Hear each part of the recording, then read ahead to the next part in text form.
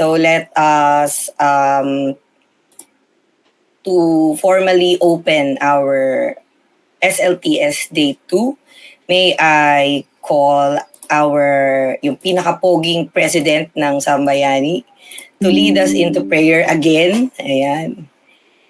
So, andyan ba si Jawo? Okay. Mr. Risky Francisco.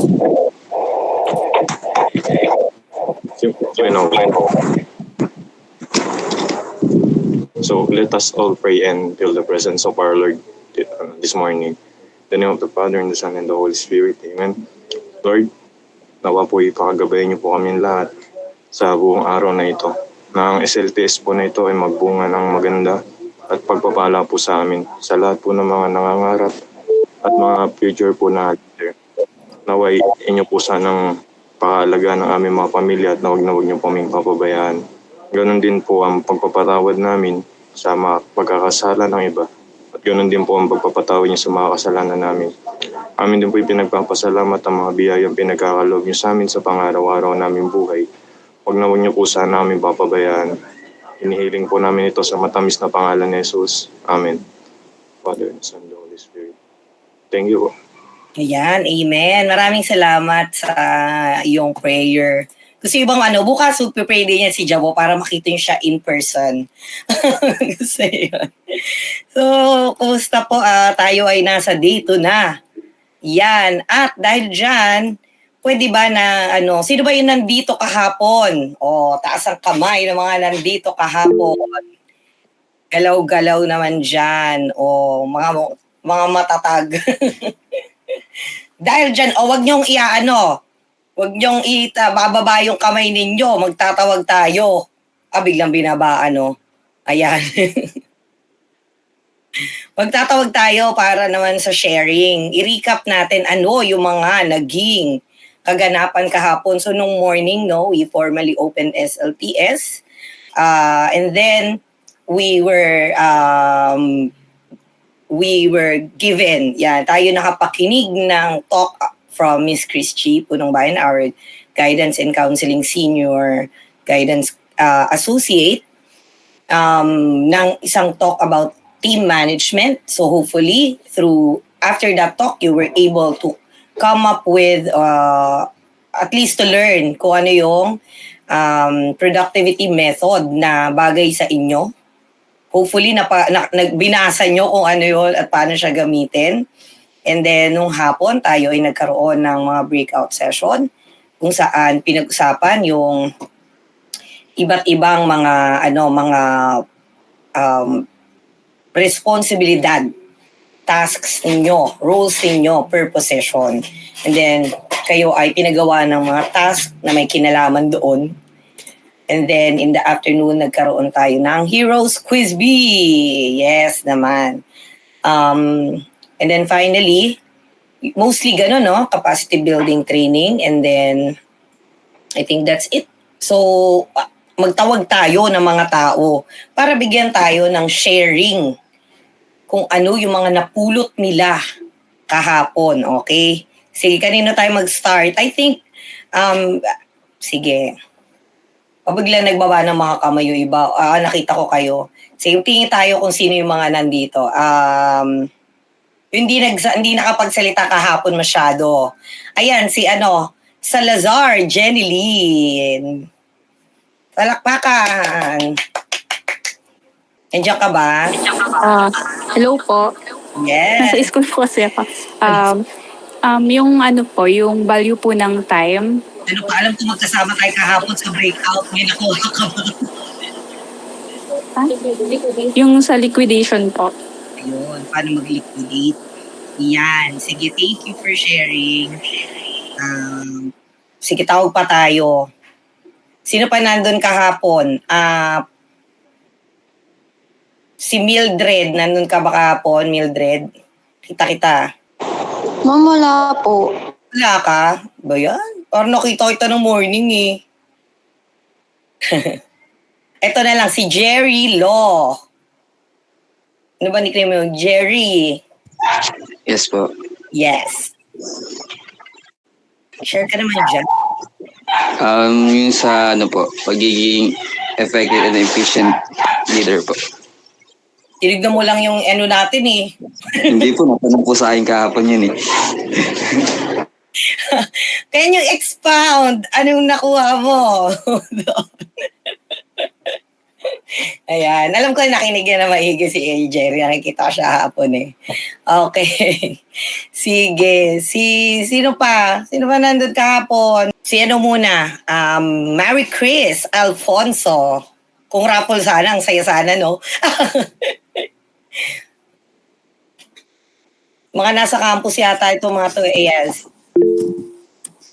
Wala po ako ng afternoon. Pero nung Monday, ma'am, about sa time management, kung paano mag-lead ng time, kung paano natin magiging friend yung 24 hours po sa senior po ni Ma'am Chris G. Ayun. Thank you for sharing. So, sige, last na ano na, tawag tayo ulit. Ayan. Sige, si Jawo na lang ulit. Ayan, sure ako nandun siya. Yung sa ano po ma'am, yung umaga po ma'am, the morning session po. May yung natutunan po namin is yung kung paano mo po magagamit yung time mo within sa 24 hours po nang walang masasayang mo. Tapos nung sa afternoon session naman po, yung kung paano po ginagawa yung liquidation po na formal mo, kung paano po na may bibigay ng maayos sa mga hit. Nasa liquidation ka rin ba kahapon? Yes po. Sige.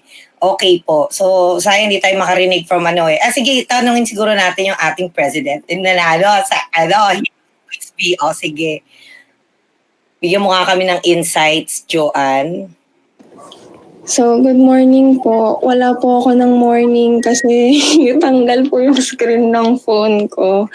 Pero during the breakout session po, so madami pong na-share na knowledge si Sir Valiant. So, ang pinaka-tumatak po sa akin is parang yung thought po na you don't empower your success but rather you empower your successor. So, sinabi po doon ni Sir Valiant na bilang isang president or bilang isang leader, parang hindi mo priority kung paano dalhin yung sarili mo, pero yung priority mo is paano dalhin yung mga subordinates mo. So kung paano mag-execute ng maayos na hindi nila nafe-feel na hindi sila involved po, ma'am.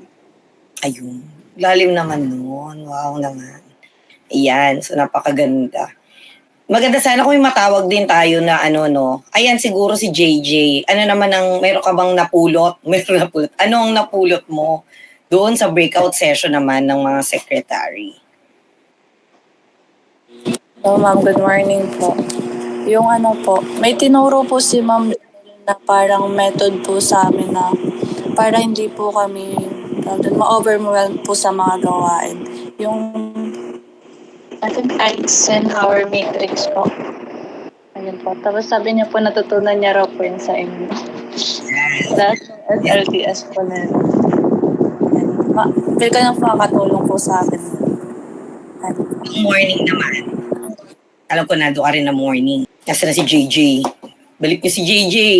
Sige, pero yung Eisenhower matrix is also a great tool for time management. So if you can check that out, and you can share it with your fellow. Yung mga secretary ba gusto i-share yan sa iba pang mga members ng inyong organization. So, sino pa? How about yung mga senator natin, yung mga board members, yung nakapasok ng room E kay Ma'am Chris G. Si Jasmine, sige, Jasmine, can you share? Sa room E, tinuruan po kami ni Ma'am Chris G na kung ano po yung mga nilalaman ng needs assessment po para matakal namin, gagawin namin program kung ano po ba talaga yung dapat ilagay namin mga, mga specific program na talagang pasok po sa panlasa ng mga students. Hindi lang po yung kung ano-ano lang pong ilalagay namin. Okay, very good. So yes naman. Sayang wala tayong pero baka may makahabol na project manager dyan. Sayang, no? Ayan. Anyway, so thank you for sharing, guys. We still have 10 minutes before we close. Pero I think we can start with the icebreaker na, no? Para masaya. Sino ang ating taya sa ating leadership show and tell? Ayan. So ayan, sige. I think naka-share din yung ating login, no? Ako po ulit, ma'am. Ikaw ulit, pantaya. Ayun po. Good morning po. Gising pa po ba? Ayan. Welcome po sa SLTS Day 2 natin. So for today's icebreaker po natin, medyo different siya ng konti. Kasi about siya sa leadership styles. So we are going to see leadership in light of common objects. So each person brings an object from their home or kung nasan man kayo. Or kahit magbanggit na lang kayo kung hindi kayang mag-bring. And then tell us kung paano niya nire-represent yung leadership sa inyo. Tapos, for this experience, I'd like you all to open your camera. So, para makita namin kung may papakita man kayong object. So, for our mechanics, each member will have about 1 to 2 minutes po to present their object. I-describe po nila kung ano yung relationship ng object na yon with their leadership style and kung bakit yun yung napili nila. And ganun lang po siya kasimple. So, pipili po ulit ako ng participant. Nandito po ba si Baltazar Howell Jr.? Nandito po ba siya? Parang masaya yan, lahat sila magdala. Tapos, kung sino yung pinakakaiba yung dala, yun yung tanongin mo. Kailangan lahat tabuas yung camera, di ba? Para masaya. O, pagdalin mo. Baka di pa sila nakakapag-isip, ma'am. Ha? Baka di pa sila nakakapag-isip, ma'am, kung ano object. Okay lang yan. Sige, mag-isip sila. May time pa naman tayo. Ano ba yung una mong Sige, para lahat tatakbo. Tanungin po natin si January Marie Mendoza. Yan. Naririnig po ba? Malinaw.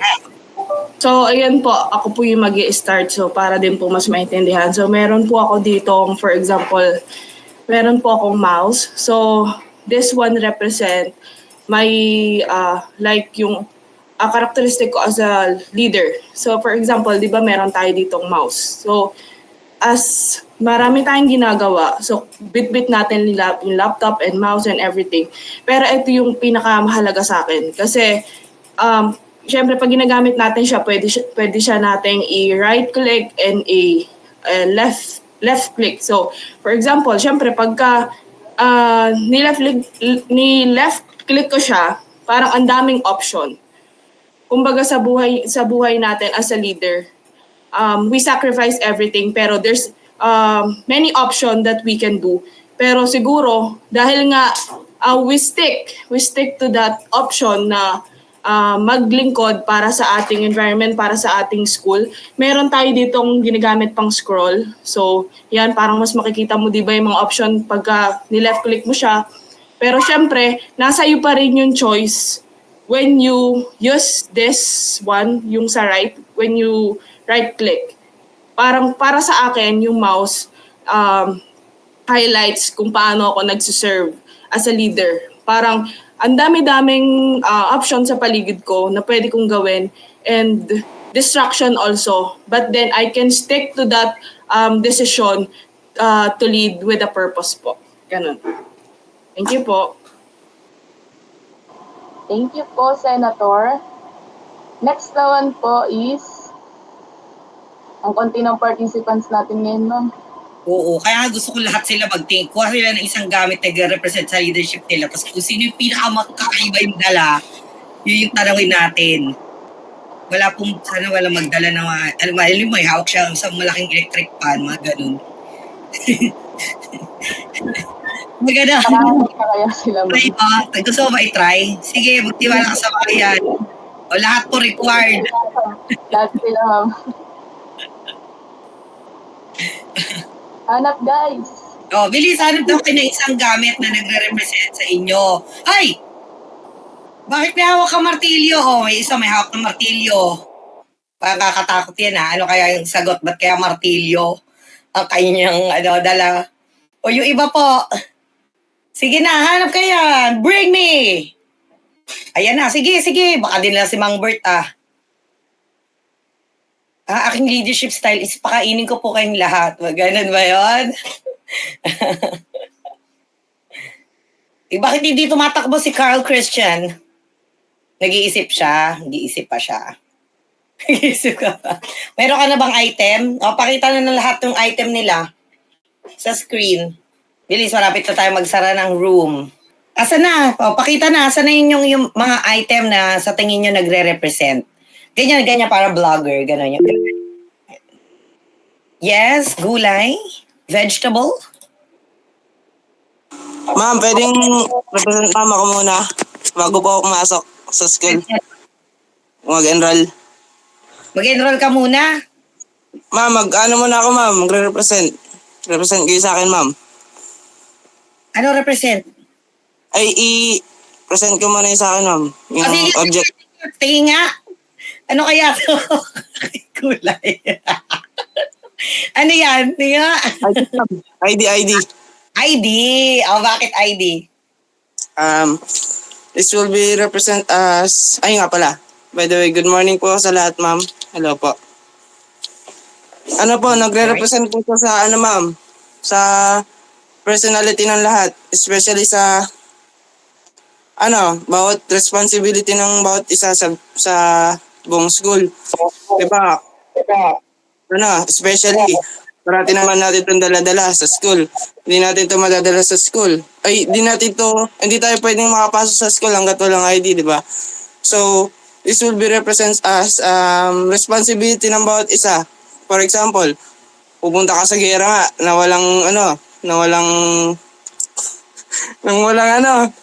barel. Tapos, ang dala mo, bag lang, tapos walang laman, di ba? Very, naman po yun. So, dapat sa bawat, ma'am, makakuha ng bawat estudyante is, dapat meron tayong responsibilities. So, kung wala kang responsibilities sa ID pa lang, dapat, paano na lang kaya kung sa leadership, di ba? And, ayan, ilang po, ma'am. Kit-kit ni Guli, pero usag ba? Okay na po, ma'am. Thank you. Ayan. Yes. Okay, thank you for sharing vegetable. Binalitan niya na tuloy sa gulay yung apelido niya. Okay, meron pa po bang gusto mag-share? Oh, wait, sorry, ibabalik ko na kay Jasmine. Ikaw nang mag-ano.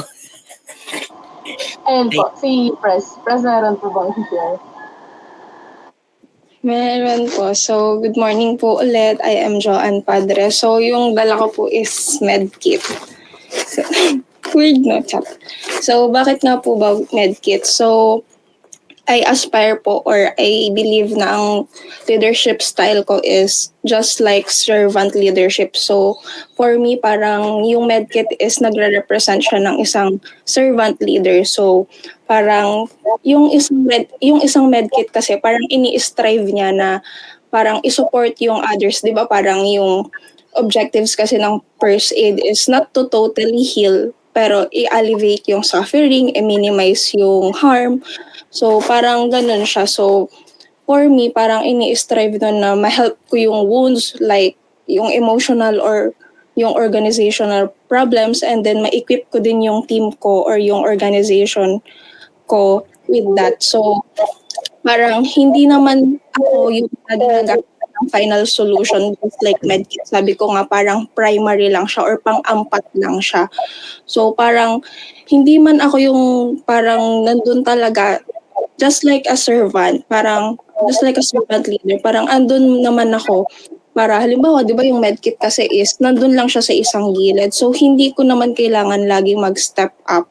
So, isa din kasi yun sa natutunan ko kahapon, di ba gaya nga ng sabi ko, parang a true leader doesn't empower their success, rather they empower their successor. Parang nandun lang ako kapag kailangan ako ng team, pero hindi ko sila iti-take over, pero ililift ko sila. Parang ganun po.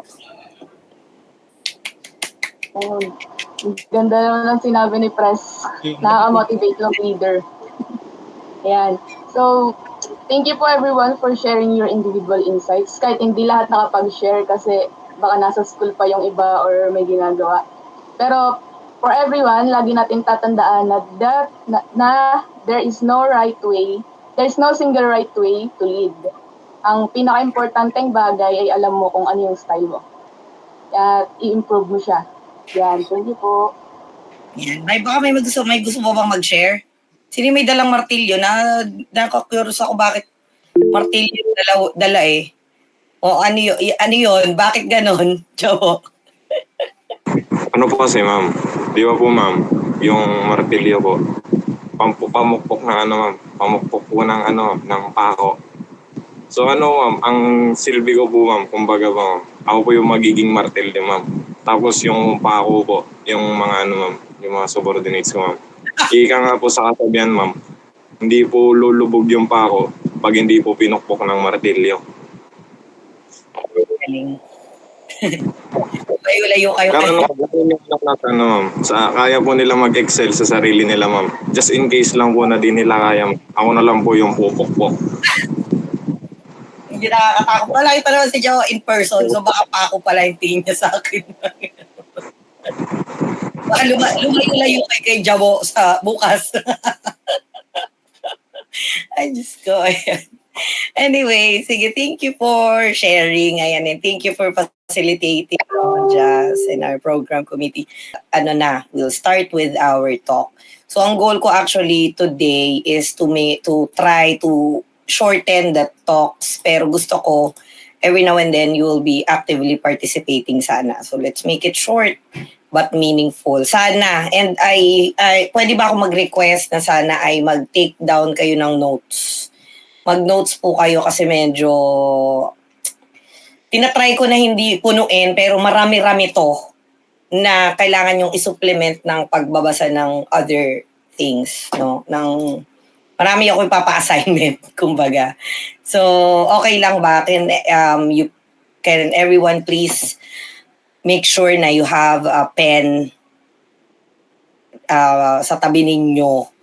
Yan, para sa inyong notes. Okay na, I'll be starting with the talk na. Yan. Okay, alam niya yan. Listen, look, listen and learn. Alam niyo ba yun? Napapropound nitong topic natin today, guys. Pero tayo, listen, lead, listen, and learn. Okay? So, we'll talk about leadership style and communication. Pag-isahin na natin para mas gusto ko na while you are taking down notes, I want you to also write down your reflections. So, pagka meron kayong napulot, isulat nyo din kung ano yung karampatang naiisip nyo doon. Kasi we want to personalize your experience while you are listening to this talk. And malay nyo, ayan, kasi kasama siya sa magiging assignment nyo. So by the end of the day, I will be asking you two things. Una is personal reflection nyo as a leader, how you're going to be using your own unique leadership style, and the communication tips that we will be talking about in line with your leadership style. And then sa hapon we'll have an organizational planning. Ito naman papasok yung plan ninyo, preliminary parang playbook ninyo for your organization. So I'm trying to give you more time to talk and to reflect on your own. And then bukas tayo magkaka-physical. Makakatakot, no? Pero ganon, bukas tayo more on action and more on getting to know each other. Ngayon puro tayo plano and trying to reflect on our own and amongst our So to start, ayan, ano ba mga objective ng ating talk today? Yan, di ba? In case hindi nyo pa alam ano yun. Okay, so una, to discover your current leadership style.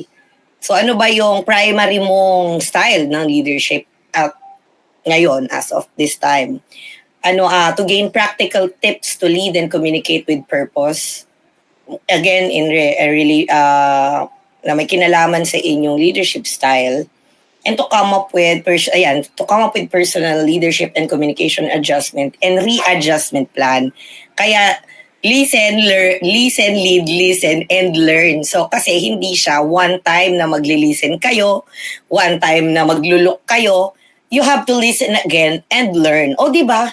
Napaka-wise talaga ng alam niyo ba yung meme na to? Hindi niyo pala alam yung meme. Okay. Sige. To To start, I need you to look at the, dito yung 6 na options at mag-decide. Isipin mo, ano yung pinaka nagre-resonate? Kasi meron, of course, meron dyan na more than one na sagot. Pero ano yung pinaka, kung makakapili ka lang ng isang kulay, isang number lang, para sa'yo, ang leader ay dapat blank. Isa lang ha, isa lang. Or maybe you can rank. Maybe dun sa papel ninyo, i-rank ninyo.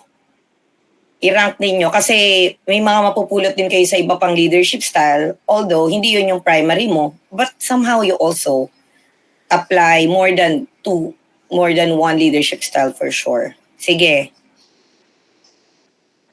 In order. Okay na, wala pang nakakatapos.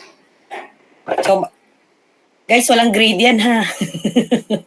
Pero maganda nga na mapag-isipan nyo. Kasi parang tama naman lahat eh. Pero ano yung pinaka nagre-resonate sa'yo? Yun yung number 1. Kung nahirapan kayong i-rank lahat, sige kahit top 3 na lang. Okay po, top 3 na lang. Ayan, 1, 2, 6. Sige. Bilis susunod na. Talagang top 3 o di top 3 lang. Yan, sige, keep them coming. So habang basahin ko na lang din yung number 1. Para sa akin ang leader ay dapat 1, matapang at kayang magdesisyon agad, lalo na pag magulo na. Yan yung 1. Number 2 is, para sa akin ang leader ay dapat may malinaw na goal at alam kung paano hikayatin ang lahat papunta doon sa goal na yon. 3 is, para sa akin ang leader ay dapat may malasakit at mahusay sa pagbubuo ng samahan. 4 is, para sa akin ang leader ay dapat marunong makinig at sinasama ang lahat sa mga desisyon. Hindi pala desisyon. Number 5, para sa akin ang leader ay dapat nauuna sa gawa. Walang sat-sat, puro aksyon. No? Number 6, para sa akin ang leader ay dapat tinuturuan at ginagabayan ng iba para mas gumaling pa sila. Yan. So, tingnan natin, no? Para makita natin kung majority ba ng ating mga is number 1. Parang cute yan. Teka, maghanap ako.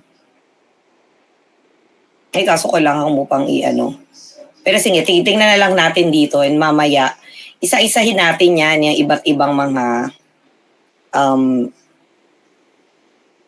may pwede bang magbilang kung ilan yung 1 manual yung counting no. Ayan, yung mga ilan ako nakikita na 1, may 4, may 2. Kayo na lang mag-note sa sarili ninyo kung so that you can make you can make your learning personal.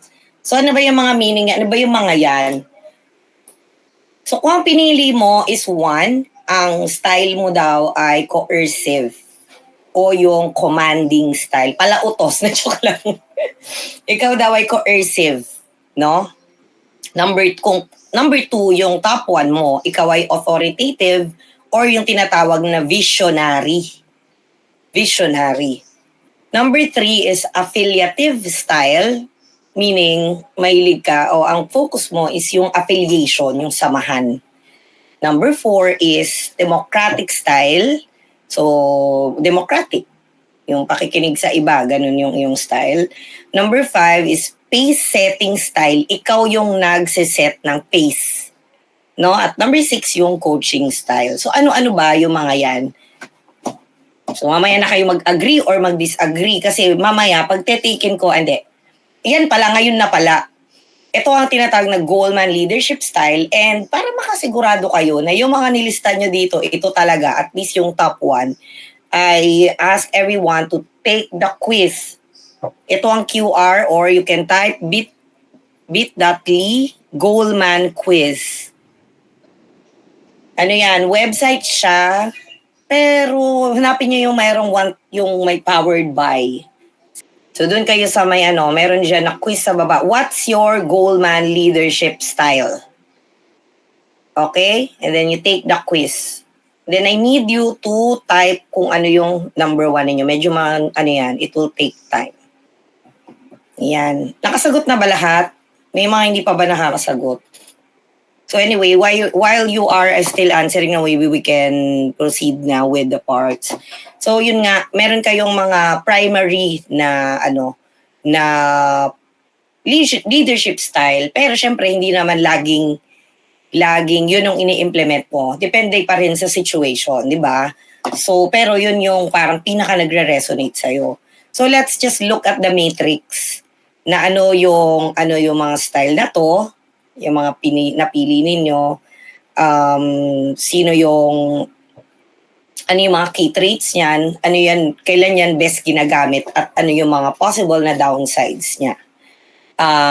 So yung sino ulit, pataas ang kamay ng mga coercive. May nakakuha ba ng coercive? Wala nakakuha ng coercive. So mga coercive, ito yung mga nagbibigay ng clear directions and they control tightly. So magaling, okay tong leadership style na to when there are crisis situations or urgent turnarounds.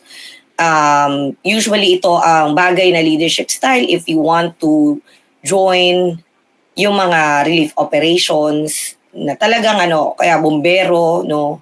Medyo mga bumbero sasabihin niya, sige, botohan po kung paano po natin papatayin yung sunog. Anybody. So, hindi magpa-apply yung democratic style sa ganong sitwasyon. So, ayun.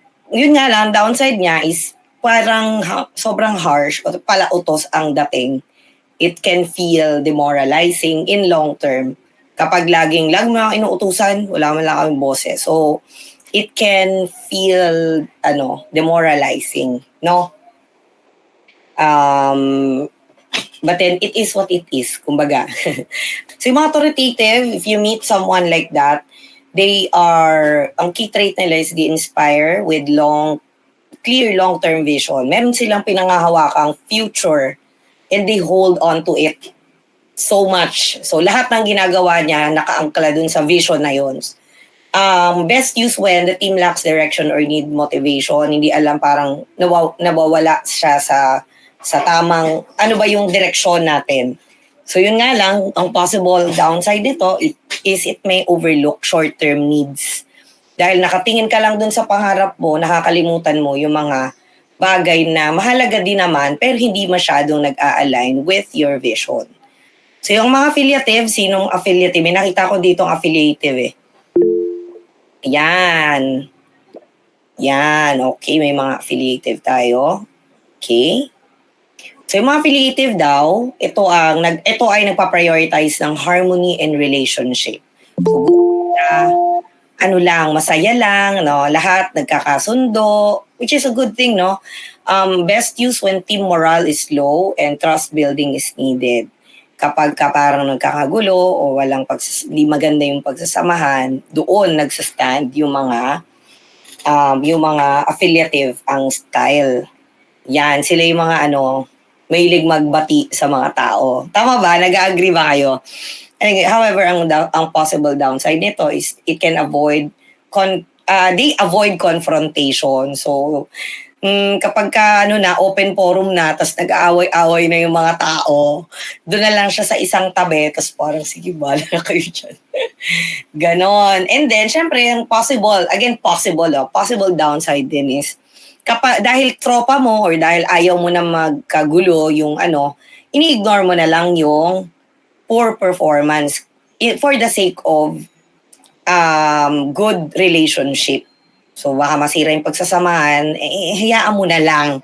May mga kilala ba kayo na hayaan mo na lang para hindi na magkagulo? Ganun yung motto. Nag-agree ba yung mga nagtaas ng kamay? O Lim, nag-agree ka ba, Antoine?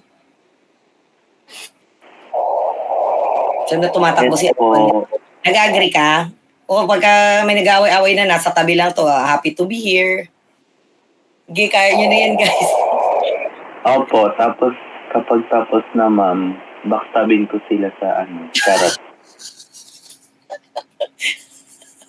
Kakainis. Recorded to, bahala dyan. Sayang walang facial expression. Ginabas yung camera. Kung may camera sana, parang Okay na na-imagine ko na yung itsura ni Liv. Okay, sige. Yung mga Democratic, taas ang kamay. Democratic. Yan, okay.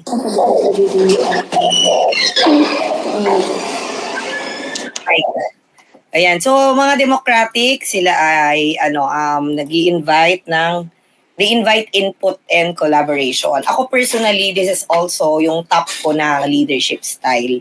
I tend to always ask, ano ba, ramdam naman to ng mga SSG, yung mga tao na ano ba, kakain ba tayo sa labas? Anong gusto nyo? Saan tayo kakain? O botohan, taas kamay, mahilig ako sa ganon. So, best use when team ideas and buy-in are essential kapag kailangan mong marinig kung ano yung gusto ng team.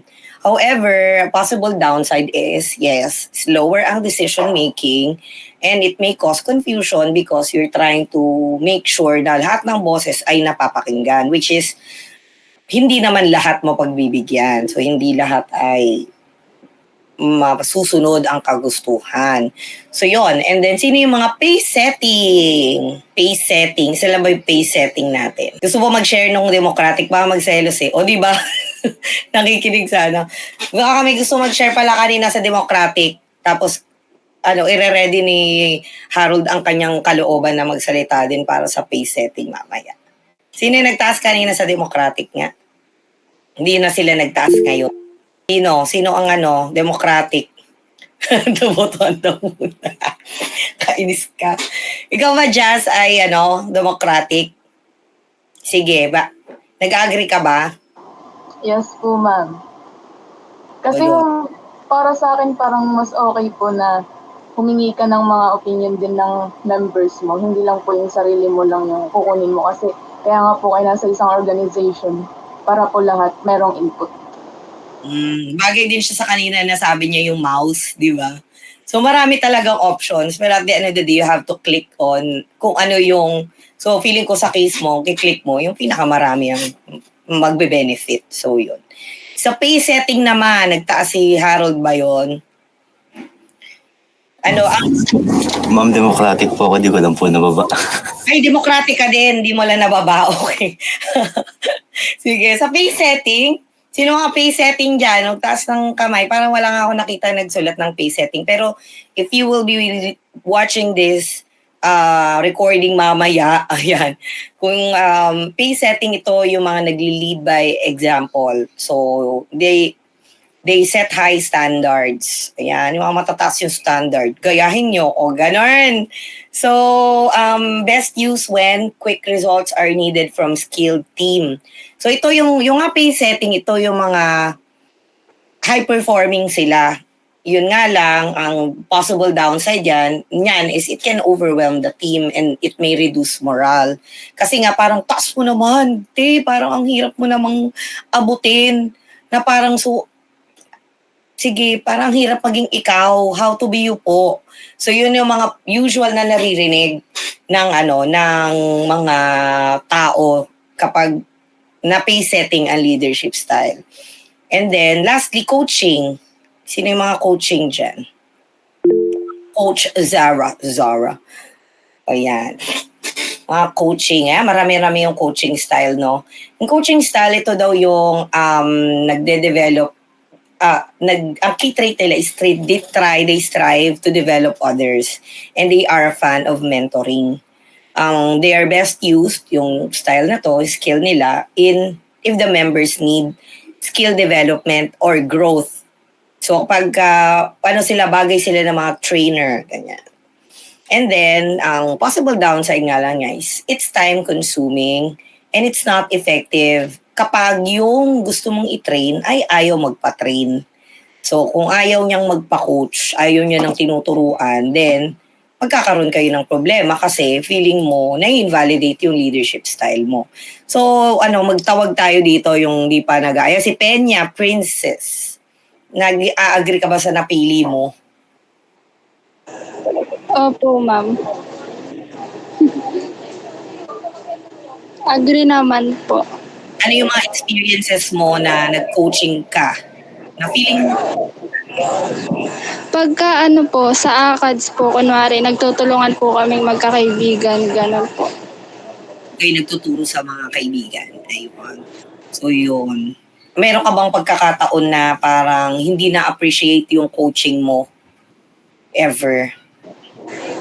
Appreciative naman po kasi yung mga nakakasama namin po. Ayun. So yun, very good. So yeah, thank you for sharing. No? May mga gusto pa bang mag-share dito sa mga coaching? Irish Recto. Po, ma'am. Yes. Ano experience mo bilang coaching as a leadership style? Usually po, ma'am, nag-guide lang po. Pero may ganun po talaga na ayaw po nang natuturuan or parang ayaw na feeling na may mas marunong kaysa sa kanila. Anong nararamdaman mo pag ganun?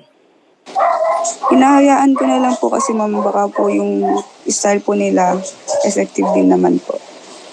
Okay, sige. Ayan. Salamat sa pag-share. Ayan. So anyway, ang ano natin is, ang parang resolve natin at this point is, yun nga, we have to recognize na lahat tayo may leadership style. And maybe the reason why it's not working with other people is because it clashes with their own leadership style. Pero, yun nga, yan. So, yung knowing your leadership, ito yung parang gusto natin na pag-isipan. So this is not a statement, it's a question, no? That you have to ponder upon kayo mismo, kayo as an org, no? Does knowing your leadership style coupled with effective communication, which we're going to be discussing per leadership style, is it enough or does it help in having efficient and effective leadership? So yun yung sasagutin natin pare-pareho or yung ilagay nyo to, i-copy nyo to sa notebook ninyo. Tapos mamaya magtatawag tayo ng lucky winners para mag-share kung ano ba or kung paano ba pwedeng mag-work tong equation na to. Bakit natin pinagsama tong dalawang talk na to? Paano natin to dadalin papunta dun sa kung ano yung tema ng SLTS natin today? O, nasulat nyo na. Hindi ma'am, screenshot na lang. Okay. Yan. So, what I did was to look for books that are aligned with the different leadership styles, Goldman leadership styles. So, I cannot speak for, wala akong mastery of each and every leadership style because, as I told you, my leadership style is just one, hindi one. Primary ko is democratic. So hindi ko I cannot speak for other leadership styles and I cannot invalidate other leadership styles. Hindi yun tama. So what I did was to look for books na pwedeng magamit, pwede nating pagkuhanan ng insight natin so that you can maximize the leadership style that you already have and bring something to the table. No? So, ito yung mga nakita ko na books. Yan. So, for the coercive, ang recommended daw na basahin is Crucial Conversations. Actually, kahit hindi ka coercive and you have time, I encourage everybody to make sure na magkaroon kayo ng oras for personal development as a leaders. Kasi hindi lahat mapupunan ng leadership training. No matter how many leadership trainings you take, or you attend, at the end of the day, ikaw yung kumokontrol sa pag-improve ng iyong leadership skills, di ba? So, and ikaw din nakakaalam kung ano yung mga mag-work sa'yo at ano yung hindi. So, dahil doon, I suggest everyone to please start reading books. So, kung gusto nyo ng e-book, marami akong e-book, guys, no? Na pwede nyo basahin sa mga smartphone ninyo, yung nalalakihan yung font para hindi. So, yun, maybe ako ang ginagawa ko since 24 hours lang din tayo, ang dami kong trabaho. What I do is, I read bits by bits bago matulog. Minsan kapag, basta yun, yung nag-aalmusal. So, I try to singit, ayan. Sisingit ako. But my style is I like taking down notes. So, yan ito. Ay, hindi pala nakikita. Yan, ito yung notebook ko ng mga libro na binabasa ko. And then, para meron akong maibigay, di ba? So, yan. Marami-rami na rin akong nabasa. Awa ng Diyos. So, yun. Let's go. Sorry. Recommended book, if your style is coercive, is Crucial Conversations by Patterson et al. Mahaba siya, marami sila. Yung authoritative, you can read Start with Why by Simon Sinek. So, hindi ko na isa-isahin, nandiyan naman sa slide din nyo. Kasi mamaya meron naman tayong separate books for that. Affiliative is the listening leader by Emilio Gali Zugaro. For if your style is democratic, maybe you can consider reading Positive Communication for Leaders by Julian Merivel and Alexander Lyon. If you're a pace-setting type of leader, try the 80-20 principle by Richard Koch. Hindi ko sure kung paano And if your style is coaching, then try How to Lead Smart People by Mike Mister and Aaron Singh. Isa-isahin din natin yan. And tong box na to, medyo kinuhanan ko rin siya ng pailan-ilan that you can use sa level ng organization. So yan. Sige, ayan. Crucial Conversations by Patterson, Grenny, Macmillan, and Switzler. So, kapag ang leadership style mo is coercive, then you have to speak up clearly and calmly when stakes are high. Kasi if you attended SLTS last year, parang last year, hindi ko sure, no? I think we talked about, parang last year yata yun. Yung mga temperament, nabanggit ba natin yung last year sa mga naka-attend last year? So yun, anyway, meron dun mga temperament. Pag choleric ka, ikaw yung mga palautos. So there is a tendency for people to understand. Gusto mo lang naman na makaresponde sa isang critical na sitwasyon. So might feel na, galit na naman siya. Kalma lang te. Ganon. So maybe this is not your primary leadership style, but maybe sometimes you have a tendency to be coercive. Sino dito yung meron mga pagkakataon? Ayun, 2023. May mga pagkakataon na parang hindi mo na rin makontrol kasi nape-pressure ka, so you tend to be coercive na. Hindi na nag-work yung democratic eh. Magdesisyon ka na agad. May mga pagkakataon you will have to be coercive as a leader. So, if you have the tendency like that, ito yung mga mga parang practical application if you have a tendency to be coercive. Lalo kapag mayroong sino ba dito mga number 2 nila, yung mga second choice nila ay number 1. Yung mga second or third nila na leadership style ay 1. Basta nandun sa tatlo yung tinype kanina yung 1 para po sa inyo. So practical application can be to state the method. So ano yung state method? Use the state method. Share facts, tell story, ask, talk tentatively, and encourage testing. So share facts. So ano ba? Parang kapag natutuliro na yung mga tao, hindi ko na alam, lalo kapag mga intrams or kapag may mga deadline na kayo, yung malapit na yung event nyo, people tend to be coercive. May mga tao na nangangain ng energy ng iba kasi out of their own desire to make sure that everything goes well. So, kailangan nating tanggapin na may mga leader na lumalabas yung pagiging coercive nila kapag sila ay nakakita ng crisis or they feel that they have to act fast. So, if you have that kind of tendency, you can use the state method, share facts. Guys, eto na ang sitwasyon. State, state, state, state. And then, magbigay ka ng, yung iba kasi hindi maniniwala dun sa state siya share na facts sa share mo eh. In fact, merong isang manay na nagreklamo na ganito ganyan. So, nag-share ka ng story. Ano kaya ang, ako kasi democratic, so talagang manghihingi pa rin ako eh. Pero dito, mag-ask ka, can you do this? Can you do this? Pwede bang ito ang gawin mo? And then, talk tentatively, wag kang mag-aano na, tandaan mo yan ha, hindi mo sinunod, tandaan mo to, mula ngayon. So, wag tayo magsalita ng tapos kapag mataas yung emosyon. So, isipin natin na yung sinasabi ko ngayon is something that I'm saying only because critical ang sitwasyon. at may crisis. After nito, we can So, ang pwede nyo gamitin is, tingnan natin sa future, but for now, ito muna. For now, ito muna. So, wag kayong magagawa na biglang patas! Nang dahil lang sa bugso ng damdamin. Lahat, bawal na maganito.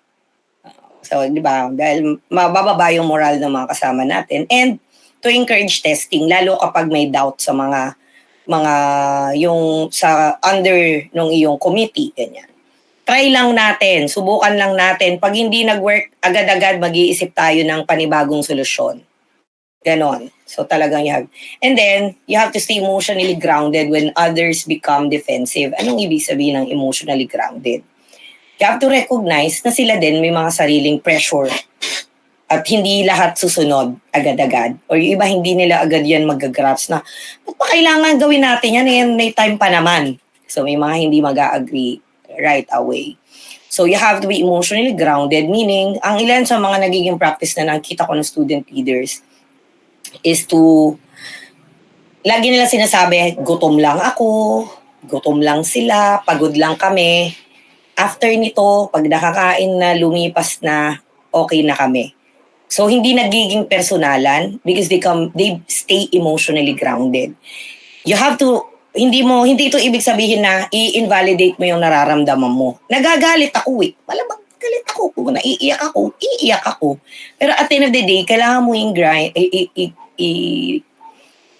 isipin, itatak sa isip mo na temporary lang yun. Para hindi tayo makapagsalita ng mga harsh words. Hindi tayo makapagbaba ng moral ng ibang tao.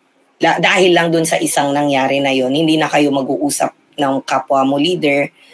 So, ganon. And if ever na meron kang nasabi, then just apologize. Try not to say that. But if you ever happen to say that, always huwag mo isipin na kailangan mo mag-sorry. You have to own up sa mga maling naging action. So, yun. Communication tips. Ito na. Ilista po. Kapag ka nasa coercive na, mataas na ang tension, stay calm. Siyempre, mahirap. Better said than done yon. Be factual and respectful even when firm. Lalo kapag critical, meron talagang kailangang mag-say no. Ingatan nyo yung ganun nyo. Yun yung lagi dapat nyo chinecheck kung mainit na yung ulo. Pero ito yung nagagawa ng parang sa team ninyo, kapag meron kayo na ganyan ng leadership style, alalayan nyo na dahil siya yung merong guts mag-say ng no sa mga times na mahirap mag-say no, it's a crucial member of your team, di ba? Kayo ba? Ako, nahirapan ako mag-no kapag ka-critical. Ako, ang tendency ko pagka may crisis na yes na lang ako ng yes. Aayusin ko na lang pagkatapos, sige, go na. Which is, minsan, mahirap yun. Paano kung mapano or mali yung maging desisyon ng yes. So you need someone who will be firm even despite the crisis. So use assertive, not aggressive language. So, iba ang agresibo sa assertive.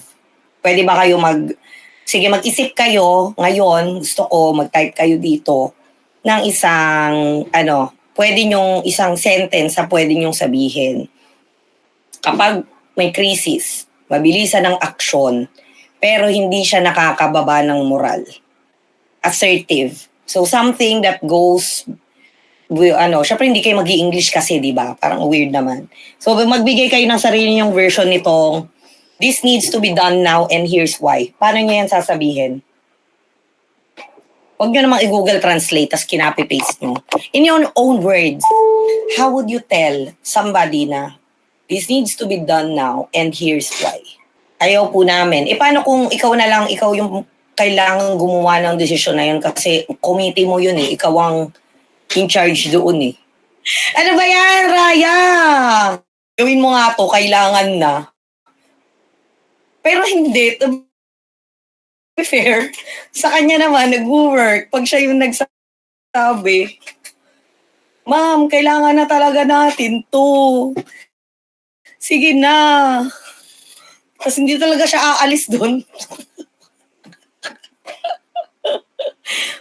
Nandun lang siya sa gilid. Kung kailangan na ito nga yung deadline na, tama mali.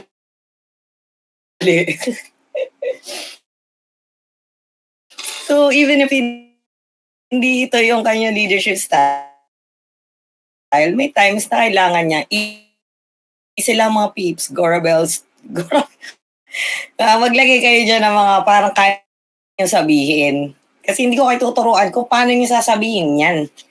Kayong mag-devise, di ba, na kung anong paraan, ano yung unique style mo ng pagsasabi. To, yung hindi napipigilan ng bibig, no? At walang ibang pwedeng gumawa ng crucial conversation but you. Then maglagay ka na ng notes, mag-notes ka, ano lang sasabihin ko, para pag wala sa notes, hindi ko pwedeng sabihin to kasi tayo ba magkagalit-galit, ano? So yun. And then, focus on solutions, not blame. So lagi nating, yun nga yung pagiging emotionally grounded. At the end of the day, you're doing that hindi naman para sa'yo eh. Yayaman ka baka dahil sa ginawa mong desisyon. Mostly kapag student leaders ka, you're just trying to really make sure everything goes well. So with that, faith in yourself, di ba, bigyan mo rin ng ng kabaitan ng iyong sarili. So just focus on solution. So kung nahihirapan kang isipin yon, maglista ka. Ano lang yung mga solusyon.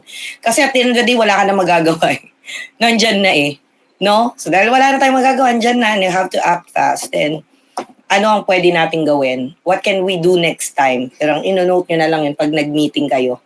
And I hope that we have mag-start tayo this year ng practice of having evaluation, post-evaluation within ourselves.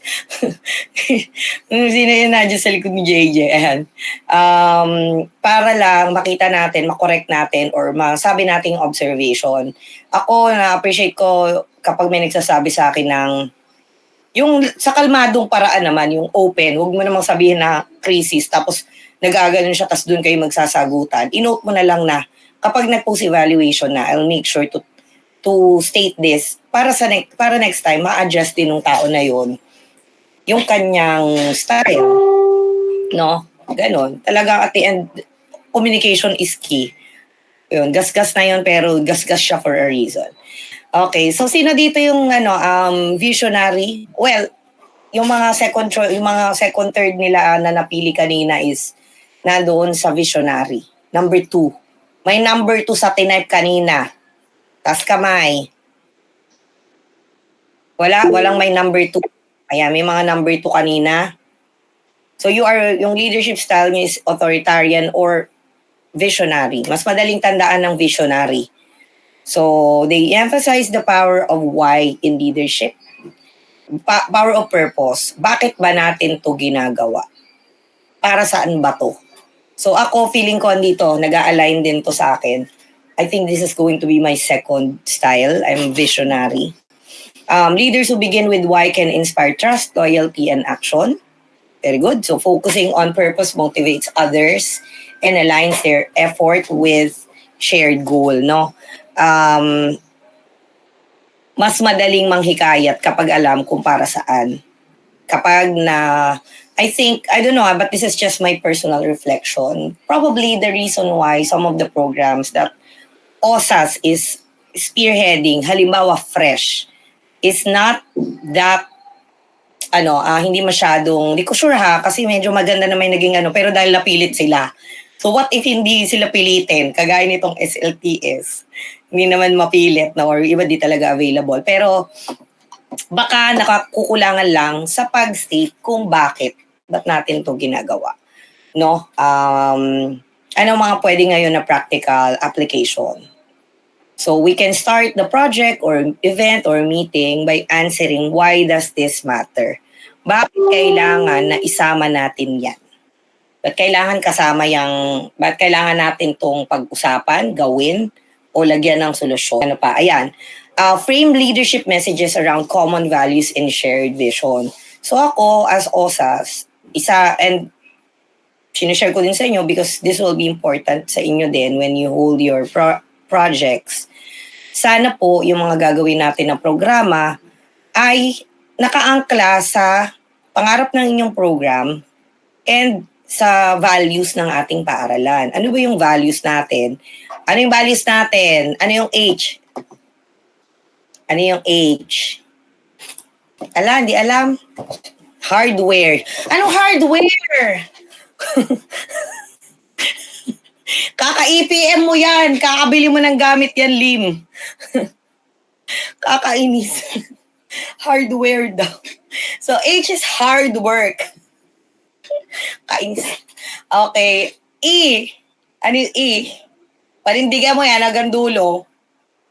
Ano yung E? Sige. Kung H sa hardware, ano yung E? E is excellence. Excellence. Electrical supply. Excel. Ayan. Okay. Ano yung R? Ano yung R? Responsibility. Ano kaya yung sagot ni Lim? Sagot mo, Antoine. Room na available. Logistic things. Diyos ko po. R is responsibility. Gagay ng ID ni Gulay. Ayan. Ano yung O?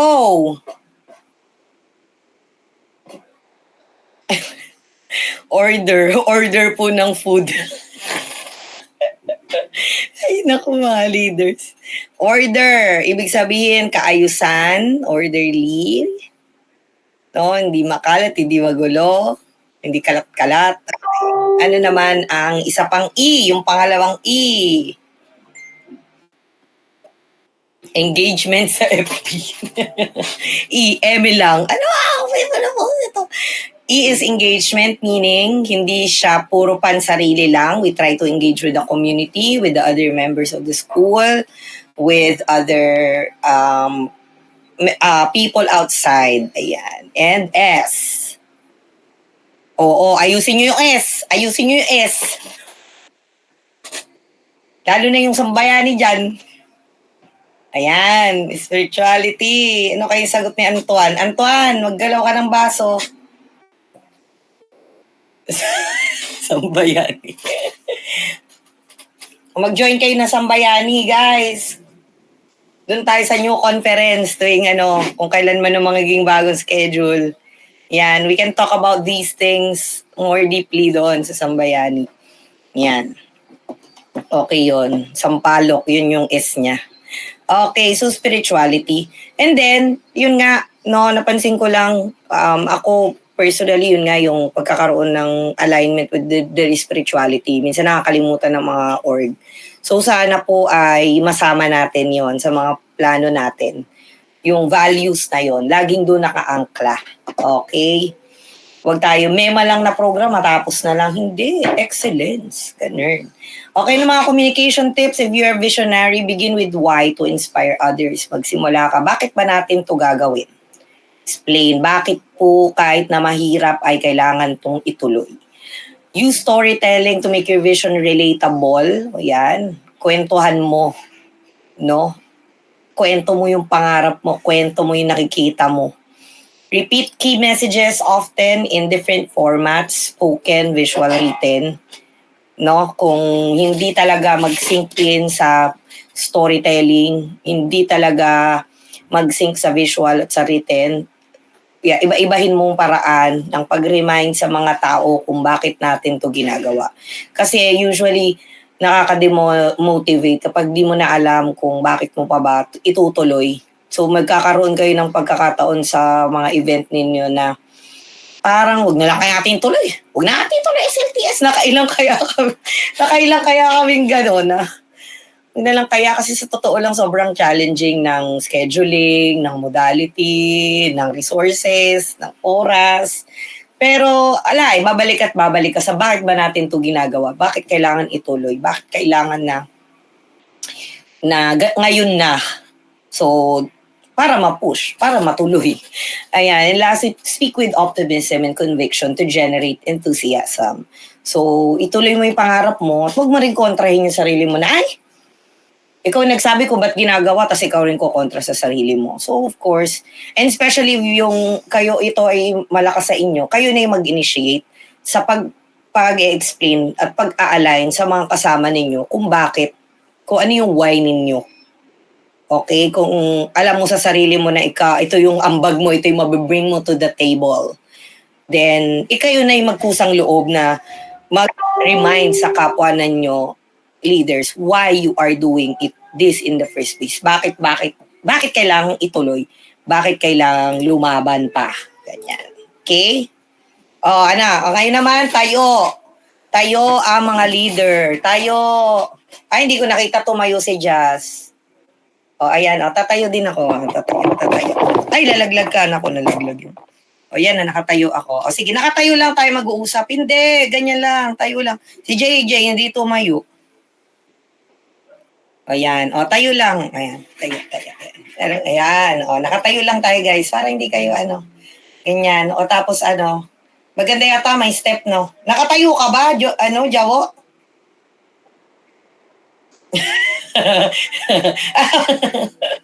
Okay na, sige, upo na. Yung iba nakahiga pa rin. Walang dayaan, ha? Kaya, parang hindi kayo antokin.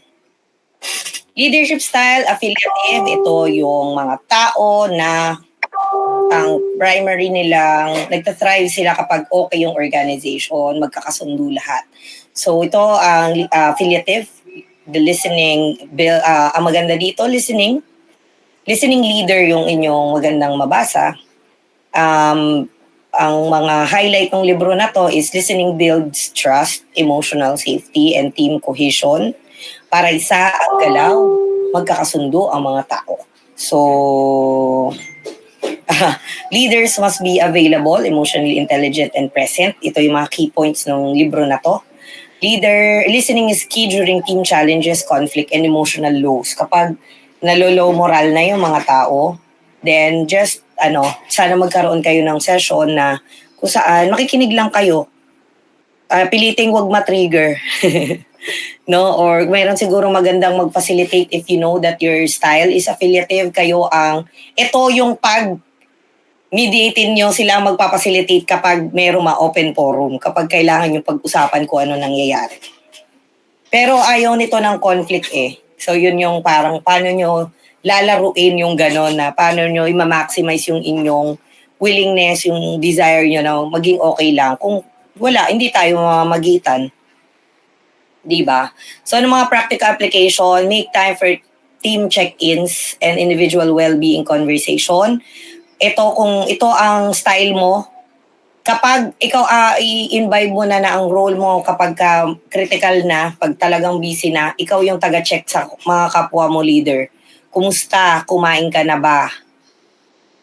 Kahit na minsan hindi ka naman talaga susubuan, no? Kasi tumatakbo ka pa dahil wala ka pa sa, di ba, may mga gano'n na ayaw kumain kapag busy. Parang wala silang gana, para silang parang throw up. Ayan. Parang naduduwal ako kapag kumain. May mga gano'n hindi sila nakakain kapag sobrang critical ng, lalo kapag mga intrams, ganyan, may event. Kailangan merong isang taga-listen. Kumusta, lalo kapag merong gulo. Minsan kasi kailangan lang merong magpakalma. Yung gusto mo lang mag-rant sa isang safe space.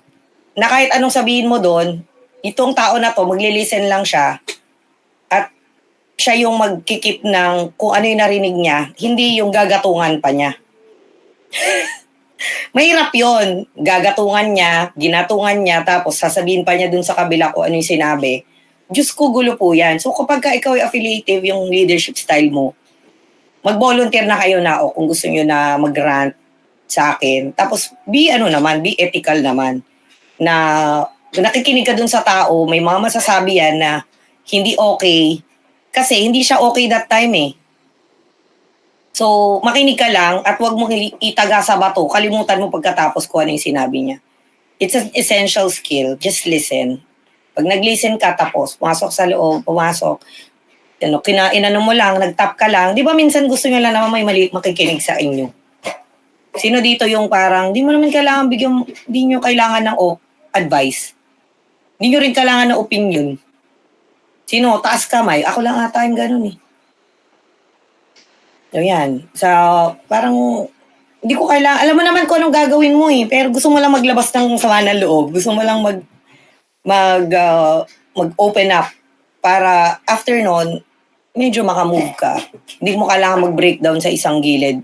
Pagaya ng profile pic ko, naka-walling. Charot. So ano pa, use silence, eye contact, and paraphrasing to show active listening. Huwag sabat ng sabat. Kinig ka lang. O tapos, okay, ganun. Na, kasi minsan naman, kapag kung ano nung ginagawa mo naman habang nakikinig siya, di wala ring point. Kumusta ka? Tapos nag-cellphone ka habang nagsasalita siya. O, ano yun? Pero meron ding mga iba na na nawiwirdohan sa eye contact. Pero ba sa inyong ganun? Yung kapag kahit na malayo yung tao, kapag nakatingin, yung talaga nakatingin siya sa'yo, parang, ayoko na mag-share, nahihiya ako. Bakit tingnan? May ganun ba sa inyo? Oo, di ba?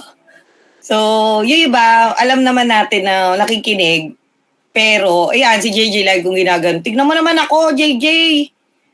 Oo, tapos ngingiti lang siya na gano'n. Tapos babalik na siya sa ginagawa niya. Pero alam ko naman na nakikinig siya. So, pagka gano'n, obserbahan nyo rin yung mga kasama nyo, lalo pag di nyo mo masyadong kilala. Baka naman nakikinig siya pero hindi lang niya talaga kaya mag-eye contact. Magbigay na lang siguro kayo ng ibang mga paraan para i-ensure sila na nag-active listening pa rin kayo. So, ano ba yung pwedeng gawin ng mga ayaw ng eye contact? O, sige, JJ, ano mga pwede mong paraan para iparating, i-assure si Ma'am Kat na nakikinig ka naman talaga?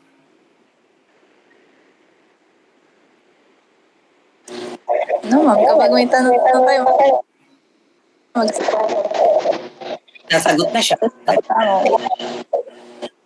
Pag may tanong ako, sasagot na siya. Yung iba, may mga suggestion ilang sa eye contact. Yung ipakita na active listening ka pa rin nang hindi ka sumasabat at nang hindi ka din nakikipagtitigan.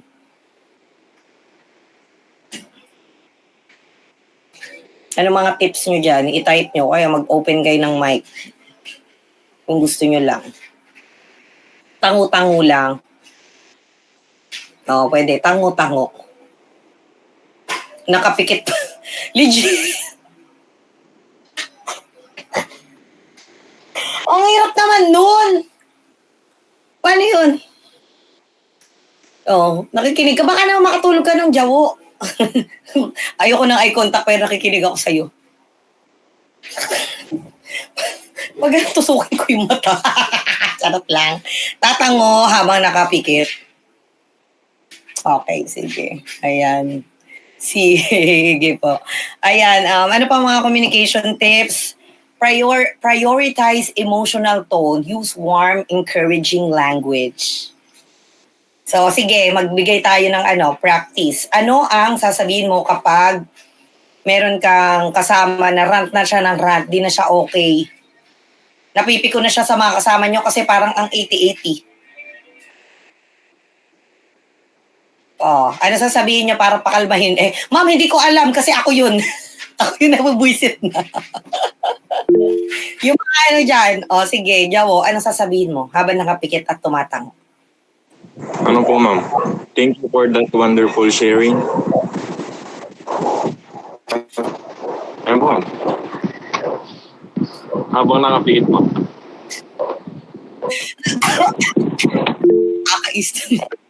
Thank you for that wonderful sharing. Ayan. Sige, sino yung nagtakas? Carl.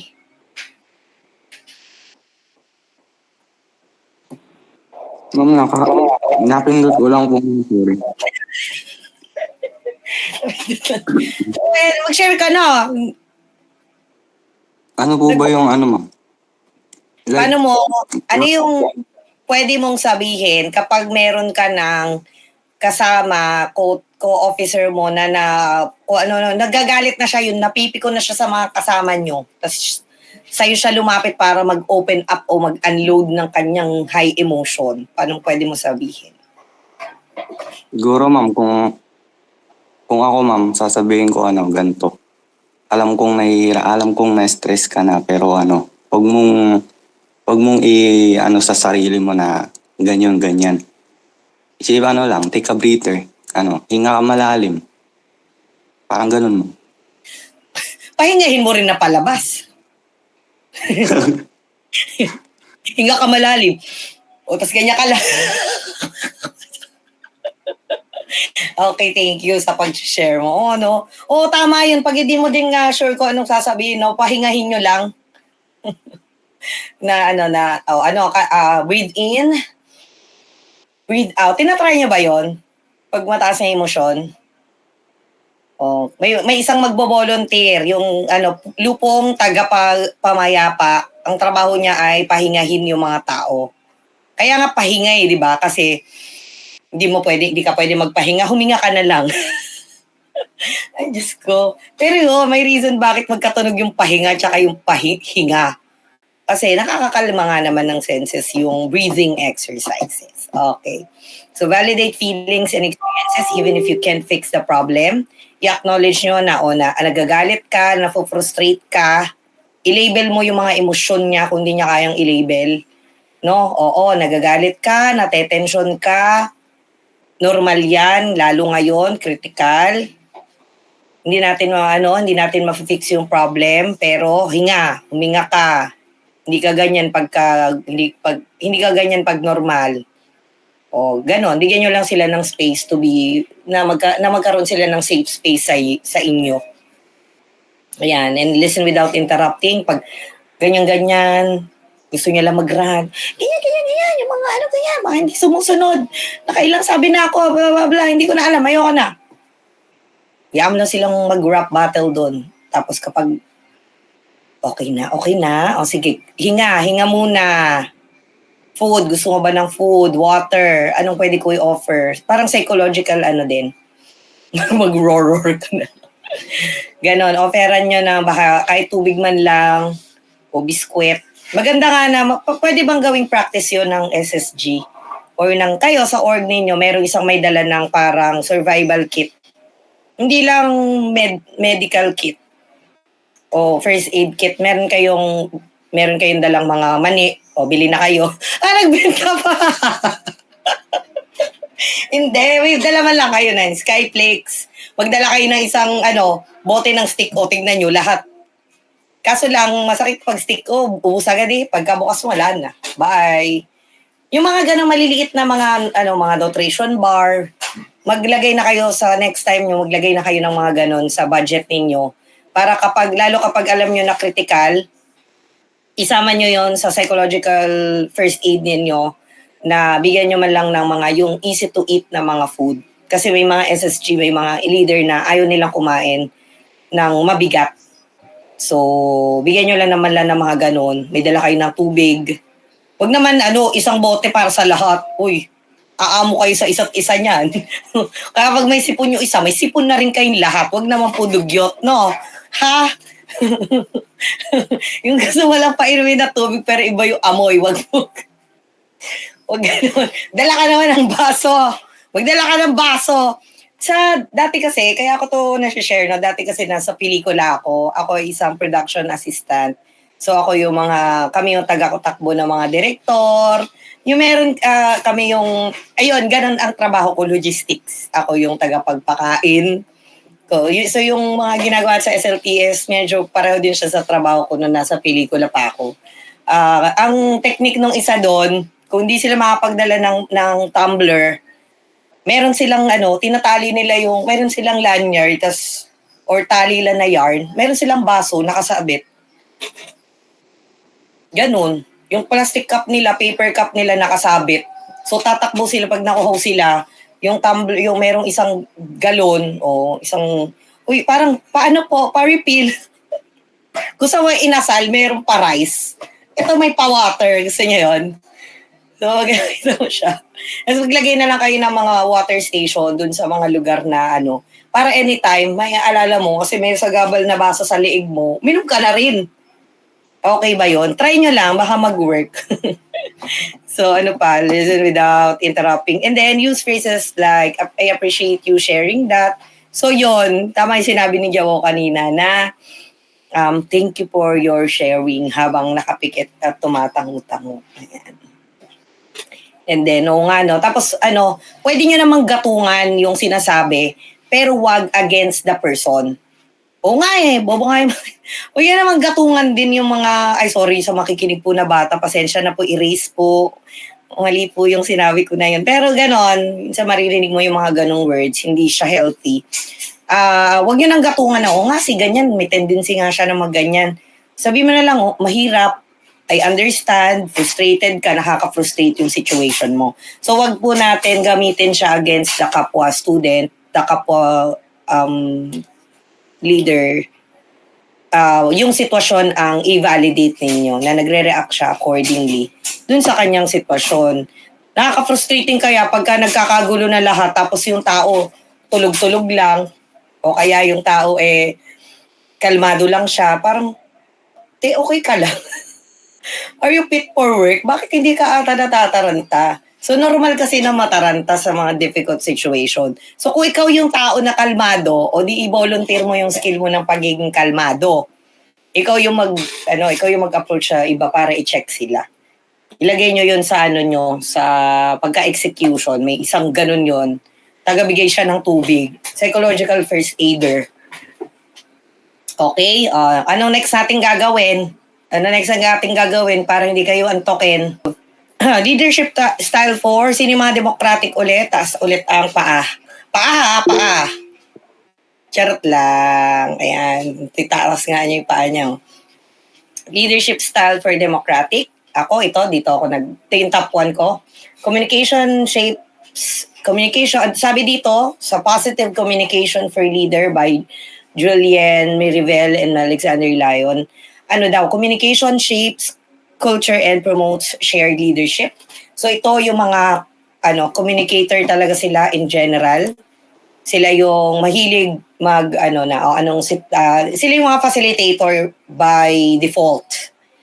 So gusto na nabibigyan ng airtime lahat ng tao. Positive language foster cooperation and inclusion. Yung nabibigyan mo lang ng pagkakataon na makapagsalita bawat isa, di ba? And leaders are more effective when they listen and validate others. So yun yung key points nitong book na to. Practical application of this book, ask for team input before making decisions. So hanggat maaari, pilitin na i-consider kung ano ang input ng iba. So lalo pagka yung government style natin is of course meron tayong hierarchy. Pero meron tayong mga leader meron tayong mga president, meron tayong mga head ng committee. Pero dahil committee kayo at hindi yung ikaw lang at person ang mananagot sa buong committee mo, we have to always make sure to be democratic even if this is not our top 1. Kahit hindi ito yung top 1. Kailan ba yung best time para maging democratic? Siyempre, hindi ito mag-work kapag high time, kapag nandun na kayo sa action. So, kung ito ang leadership style nyo, o meron kayo na-identify sa group nyo na ito ang leadership style, ask for their help in ensuring na nabibigyan ng airtime lahat. Kasi halimbawa, ang style mo is more on coaching ka. So, pag may narinig ka na isa, hindi siya sinasadya. Hindi nila sinasadya na hindi pala nadidinig yung side nung iba. Ako, ewan ko, parang kapag hindi ko narinig yung iba, mahilig ako magpa-poll, mahilig ako mag-decision based sa kung ano yung data. Kasi, hindi ko alam kung occupational na lang siya, side effect. Dahil dun sa course ko nung college, which is community development, kailangan naririnig mo lahat ng mga stakeholder. So kaya siguro na-adapt ko siya as a leadership style. Pero you can never go wrong with democratic. In fact, sabi nila, and this is just democracy in general na mga bansa, mataas daw ang happiness index ng mga bansa na democratic or mataas ang demokrasya. So if we adopt it sa isang organization, we can say that the democratic in general ang isang organisasyon, may ensure nyo yung satisfaction din ng mga tao. Na at least, hindi man mapagbigyan yung gusto nila, at least, nadinig yung kanilang side, nabigyan sila ng pantay na pagkakataon na maikonsidera yung kanilang POV. So, if your style is democratic, maybe ikaw ang mag-volunteer during meetings na, sige ako yung, kahit itap mo yung president na, uy, parang hindi pa natin narinig yung side nitong person na to, or hindi pa natin narinig yung side nitong ganyan. Ikaw yung mag-remind sa team na may mga boses pa na hindi naririnig. Kahit nasabihin mo na itong boses na to, may tendency na hindi okay yung mga sinasabi. May ganun ba? Student leader na hindi maganda yung sinasabi? O baka naman, hindi lang talaga niya ma-explain yung gusto niyang sabihin, pero pagdating sa action, mahusay. Or meron siyang point of view na hindi lang niya ma-explain to words, pero pag binigyan niyo siya ng pagkakataon na ipaliwanag yung kanyang side, nagwo-work. Kasi may kanya-kanya kayong talento, may kanya-kanya kayong intelligence. So, ganon. I hope you get to know each other as you go along. Hindi lang puro, ay, nakatapos kami ng event, natapos namin tong program na to. I hope that after this batch, nung inyong office, you know each other din. Alam niyo yung kalakasan, kahinaan ng isa't isa, para pwede kayong mag-complement. Hindi para i-down na, kasi yan ang kahinaan mo. Hindi. Walang angasan pagdating sa heroes. Ano tayo? We try to complement each other na, ay, mahina ako sa ganito di hingin ko yung tulong mo sana. Sa kung ano yung may offer ko, ito, bigay ko sa'yo. Ganyan. So, acknowledge contribution and express appreciation frequently. So, kung ikaw ay person na na nakikita mo kung ano yung contribution ng bawat isa, mag-volunteer ka during meetings, lalo post-evaluation, na ikaw ang mag-acknowledge kung anong ginawa ng lahat. So, halimbawa, nakakalimutan nung nagpe-preside ng meeting, president or vice president, nakakalimutan niya na i-acknowledge yung naging effort ng isa't isa. Tap mo lang or magtaas ka lang ng kamay, sabihin natin na, yung iba kasi tinitignan nyo na, bido-bido na naman, nagpapasalamat, parang politiko. Ay, hindi, huwag kang makinig. Kailangan ng mga tao na ma-validate yung kanilang contribution. And if they ever, yung ma-forget lang nung isa na i-acknowledge yon, ikaw na yung mag-volunteer na, okay lang po ba na mayroon po din akong i-share. So, yun po. Bino-volunteer ko lang po na ako po yung mag-acknowledge ng mga naging contribution. Si ganito po, ito po ang ginawa niya. Ito po, mahusay po niyang nagawa yung ganitong activity habang pinapanood ko po yung mga ginagawa niya, ganyan. Kasi ang tendency din ng mga democratic leader, mapagmasid kung ano yung ginagawa ng iba, ano yung POV ng iba. So dahil ganun ka, i-maximize mo yun, obserbahan mo kung ano yung mga magagandang nagagawa ng mga tao during yung mga critical, yung hindi na nila mapapansin yung kanilang mga ginagawa. So yun na magiging role mo kapag mismong event na. Pagka hindi pa event, ikaw yung tagapakinig ng boses, taga-make sure na lahat nadidinig. During event, ang trabaho mo, taga-masid kung anong ginagawa ng mga tao para kapag post-evaluation na, manote mo ano yung mga contribution. Paano mo ma-appreciate yung sinasabi ng iba. So yan, may mga nakukuha ba kayo na ito gusto ko to, ito yung gusto ko na role sa team ko. Sana meron kayong mga nanonote na ganun, no? Communication tips na pwedeng i-apply ng lahat kahit na hindi ito yung top 1 mo. Pero yun, encourage participation by asking, what are your thoughts? Ano sa tingin mo? Hindi ko lang kung napapansin na sa Chito, lagi akong ganun. Minsan parang meron nag-comment sa akin before na, ma'am, para kamong di kayo marunong mag-desisyon kasi lagi na lang kayong ano sa tingin mo. So medyo dinamdam ko yun that time. That was nung medyo, kailan ba to? Hindi ko na matandaan kung kailan, pero nagkaroon ng ganong feedback sa akin. But then nung inisip ko, so at the end of the day, hindi ka rin naman pinakinggan mo yung side niya na, nga, no, parang hindi ako marunong mag-desisyon. At the end of the day, you have to honor na ganun yung leadership style mo. May mga merit din yun eh. Kahit sabihin mo na, ay si ma'am, hindi marunong mag-desisyon. Ayoko nga mag-desisyon. Kaya ko mag-desisyon ngayon kung gusto ko. Pero pinipili ko munang alamin ano yung facts surrounding at ano yung perspective ng ibang tao para mas full yung picture. Kasi kung mag-desisyon ako agad, nang hindi ko kayo tinatanong, paano kung hindi mag-work? Di ba? Sasabihin ko yung aking opinion, hihingin ko yung opinion nyo, let's meet halfway. Ganon. So, democracy really works for me. Especially as OSAS. Ganon. Okay, ano pa? Use inclusive language. Hindi ko alam kung napapansin nyo yon, pero mahilig ako sa term na tayo, we, no, tayo, kaya natin. Let us. Tara, gawin natin. No? Team natin, kaya natin. So yung mga ganong inclusive na language, bantayan nyo kung ganun ba ang madalas yung sinasabi o laging ako, ikaw. If you feel ngayon, pag nag-reflect kayo sa leadership style nyo, ako ba yung mahilig sa ako, ikaw, sila, then maybe try to, kaya ko to, meditate. Yan. Try to reframe. Kapag napapansin mo na, ay, sinabi ko na naman yung ako, then try mo lang na gawing tayo. Ganyan. So, kayang practicein yan. And then, be transparent about decision-making processes. Ano yung sabihin nun? Anong nyo dyan? Anong pakahulugan nyo dyan? Joanne, anong pakahulugan mo sa be transparent about your decision-making processes? Magtawag tayo ng Ay, medyo maingay. Okay. Yes. Rinig po.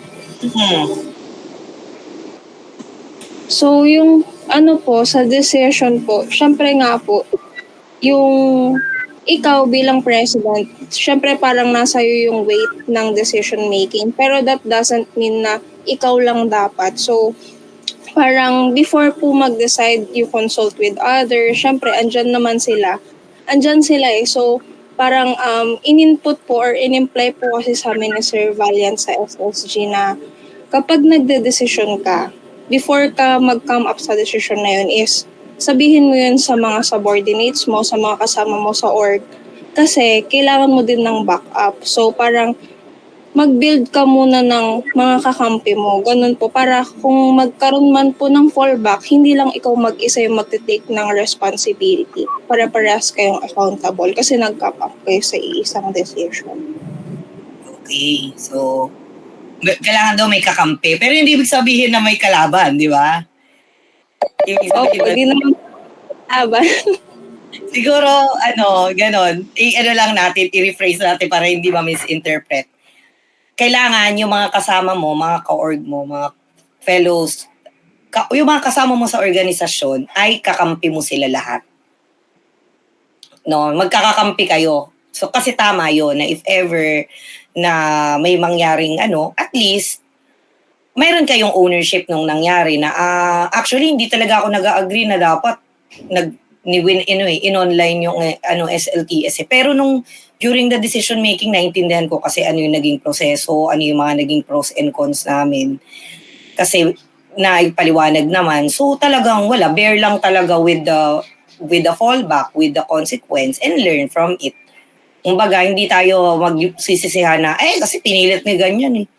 Nag-agree tayo, di ba, pare-pareho. Magkakampi tayo. So, we just learn together. Magkakakampi din tayo pagka i-improve na natin yung next na atake natin. O di ba, isang batalyon, kumbaga.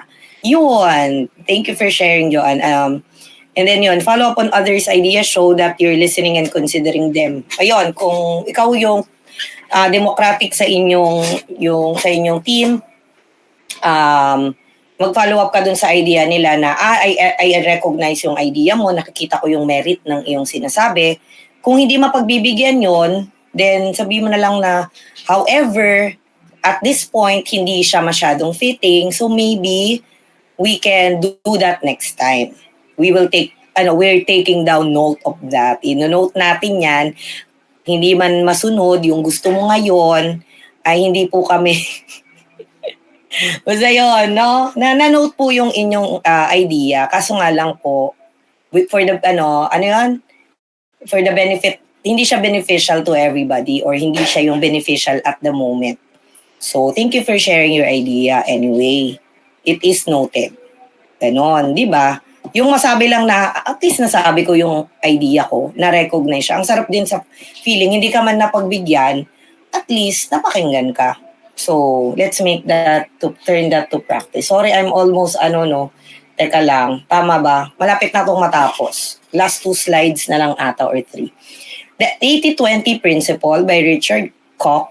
This is about, ang sinasabi ng 80-20 principle or the Pareto principle, mostly 80% of your result come from 20%. Parang ganito siya.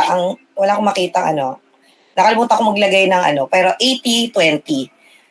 By focusing on your top 20, tama ba? You produce 80% of your result.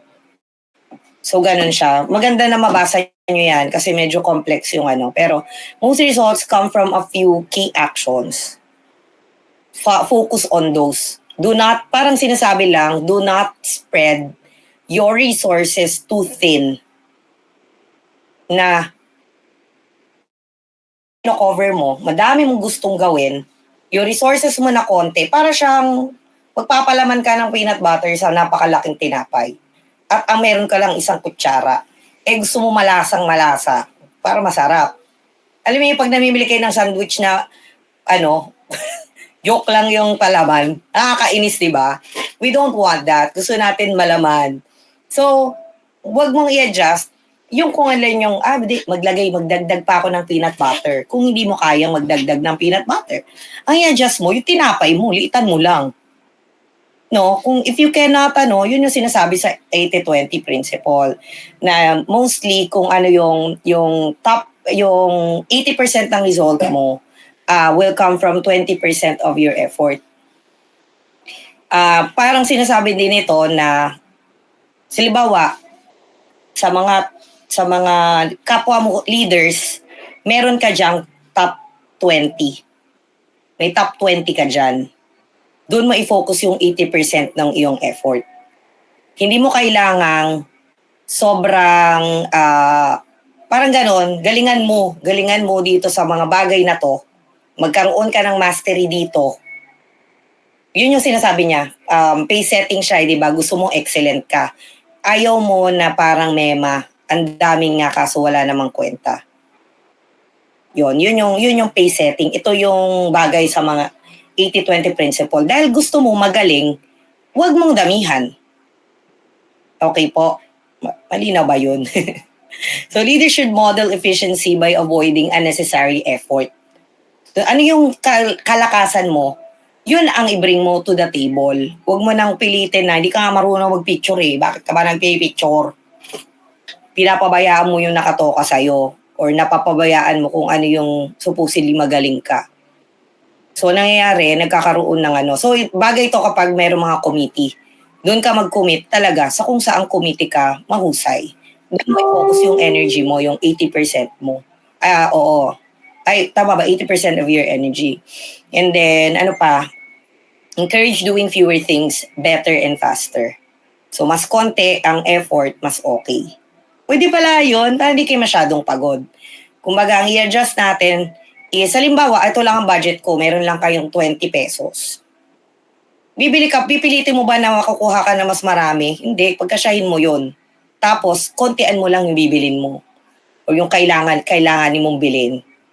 Pinakamasarap na sandwich sa 20 pesos. Angel, kaya pa ba? Hindi na, no? Wala na ito na bibiling 20. Okay, ano nga practical application? Identify the top 20 of tasks that deliver the most impact.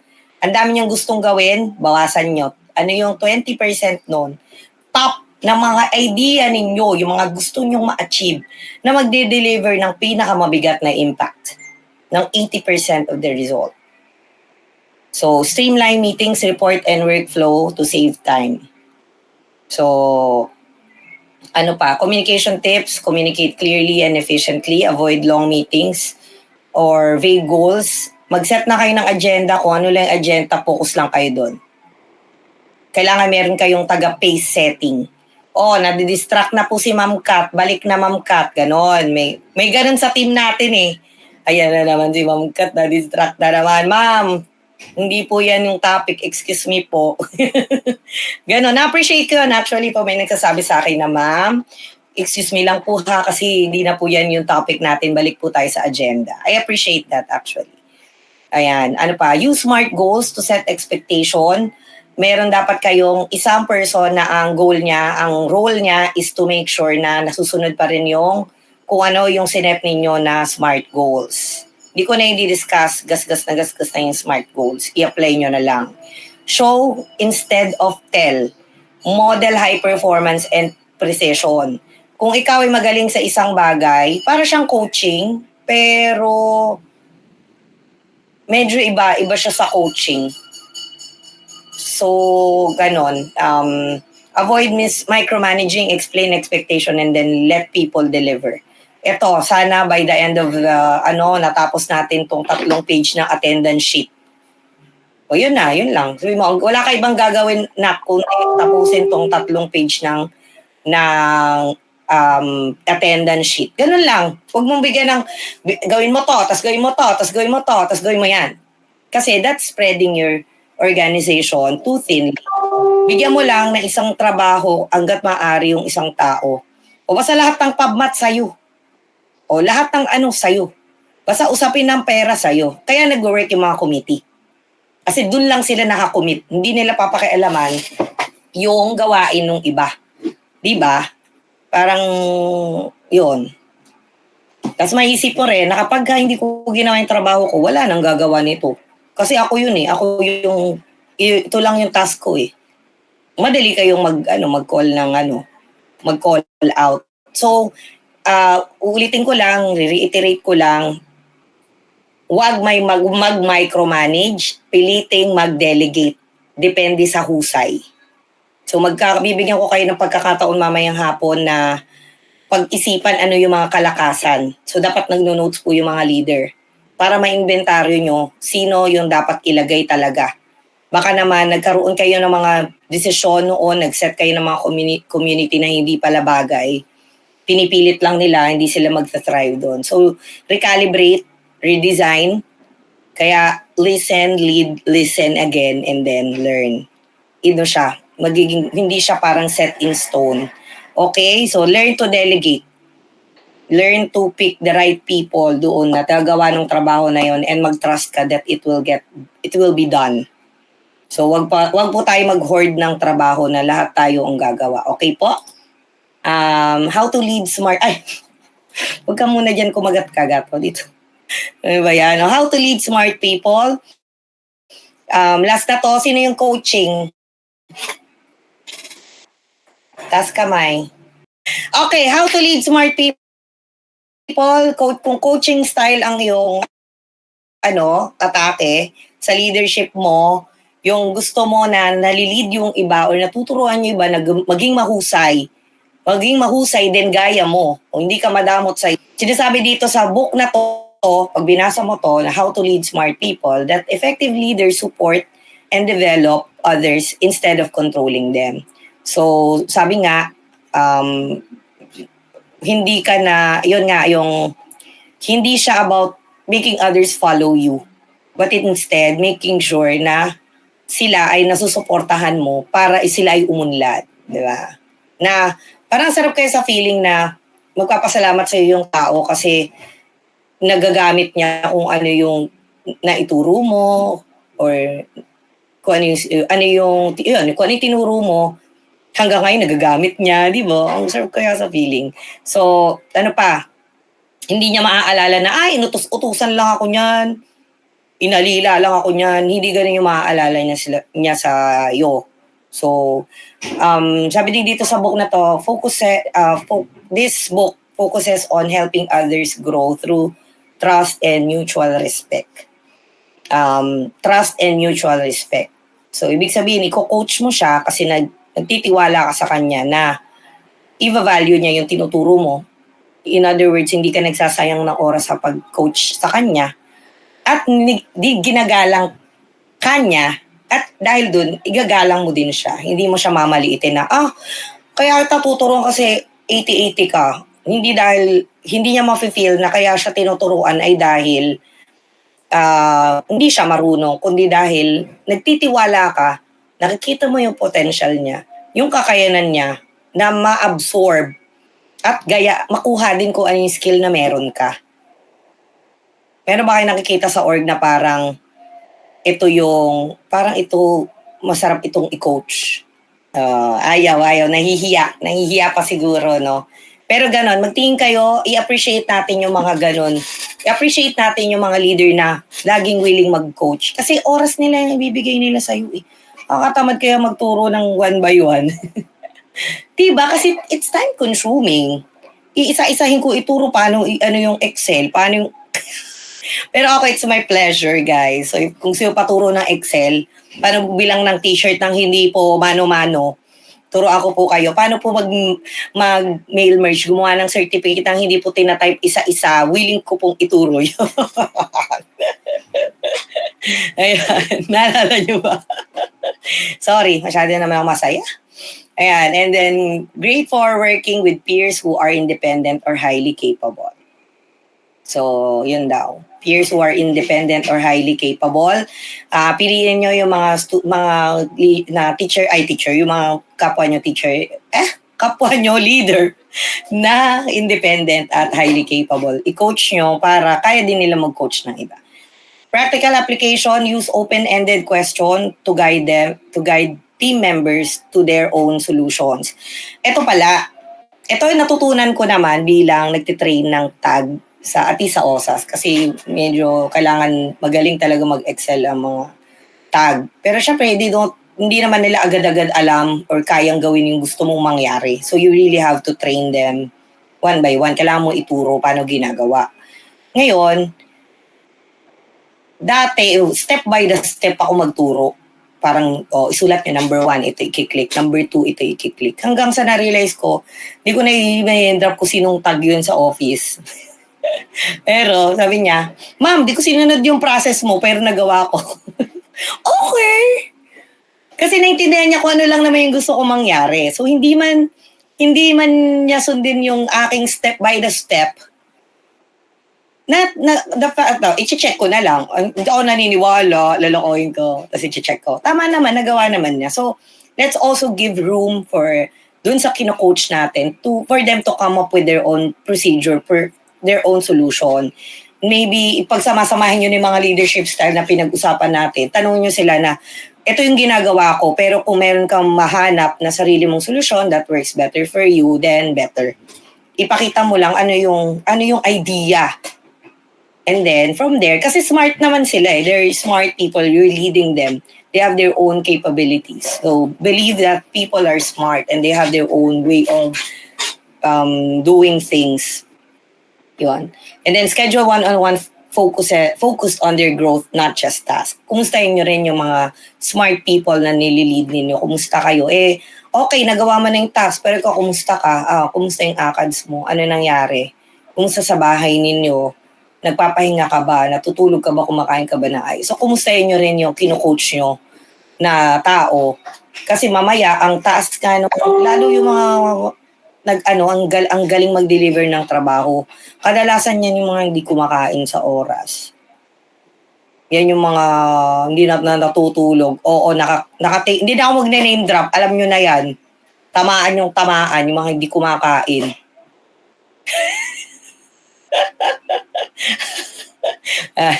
Hindi na kumakain para lang matapos yung trabaho. Ayan, sige, magkamot ka. Hindi, joke lang. Okay. Ano pa? Yun, kumustahin nyo din. And then, communication tips, ask open-ended questions, gaya ng, ano sa tingin mo yung dapat nating gawin next? Kasi may sarili din niyang may umaandar din dyan na procedure paano niya gagawin yung tinuturo mo. Bigyan mo rin siya ng pagkakataon or maybe also learn from that person kasi kung ano yung, dati meron akong tinuturo sa mga tag na para ma-extract ko yung sa Excel. Alam mo kung tinuro na sa akin mo, mag-ChatGPT ka, sabi mo kay ChatGPT. Pagbalik rin mo yung last name tsaka yung first name. Yun, ganun na ginagawa ko din ako. Dati, dami ko pagka. Ganyan. Ngayon, i-feed ko na lang kay ChatGPT. Kaso lang, syempre, data yun. Mahirap din na, mag-refresh kayo ng mga data. So, ganon. Use with caution. Ayan. Ano pa? Practice reflective listening. paraphrase what they say before responding. Huwag nga agad sabihin, ay mali yan, hindi yan yung tinuro ko sa'yo. So, try din nating makinig. Pakinggan din natin kung ano yung POV nila. Pwede nga mag-work yan, no? Marang maganda nga yan. Tapos, alam nyo, napansin ko lang kapag ganun yung approach, na mas na-empower, mas humuhusay. Tapos pareho na kayong magaling kasi hindi yung magaling na sarcastic ka. Magaling kayo, mas lalo kayong nag-a-upskill kasi nakakahanap kayo ng paraan na mas nag-work sa kanyong dalawa. Pero wala ring pilitan kung hindi talaga nag-work doon. Respetuhan din, no? Focus on growth conversation, not just task update. Natapos mo na ba? Okay, mabuti naman. Okay, next na. Huwag ganon. Pwede mo rin siyang kumusayin, kumusta? Okay naman yung marami tayong pera. Ganyan. O tapos, maganda natin gawin next? Ganun lang. Huwag lang, natapos, di good job, next. Hindi tayo ganun, no? And then lastly, give feedback as guidance, not judgment. So, have you considered, halimbawa hindi niya mag-gets yung gusto mong mangyari. Kung sabihin niya, di mo mag-gets, ang slow mo naman, wag ganon. O i-judge natin, paano kung hindi nga nag-work yung process mo sa kanya? Magkaiba nga kayo ng utak, di ba? Magkaiba kayo ng thought process, magkaiba rin kayo ng work culture, magkaiba kayo ng mga ginagamit na devices. So, hindi mo talaga pwedeng ipilit kung ano lang yung gusto mo. Pero kung di niya mag-gets at nahihirapan siya, maybe you can say, na-try mo na bang gawin to? Na-try mo na bang try mo kaya ito? Baka mag-work. And that way, nare-recognize mo na yung mga kapwa leaders. And ito yung mga sinasabi ko sa inyo ay ginagawa ko naman ha. Pero if ever may na-miss out ako dito, I invite you to correct me as well. Na ma'am, parang magandang ganito yung po yung gawin natin. Ma'am, na-try mo na bang ganito? I'll also be open to listening to you guys because I really honestly believe that student leaders, yung mga lingkod bayani, you're all smart people. Hindi ako nang bobola. So yon, that's the yay! Tapos na po, kakain na. So just to close the presentation, no? A wise legend said, joke, hindi yan, ito. Leadership is not about being in charge. It is about taking care of those in your charge. Di ba? Sarap na nun. Yung sabi ni Simon Sinek, yung nagsabi, yung kanya yung book na Start with Why. And then sabi naman ni Peter Drucker, the most important thing in communication is hearing what isn't said. Kayo nang mag-ponder kung anong ibig sabihin yan. Ang pinakamahalaga daw na bagay sa komunikasyon ay ang pakikinig sa mga bagay na hindi sinasabi.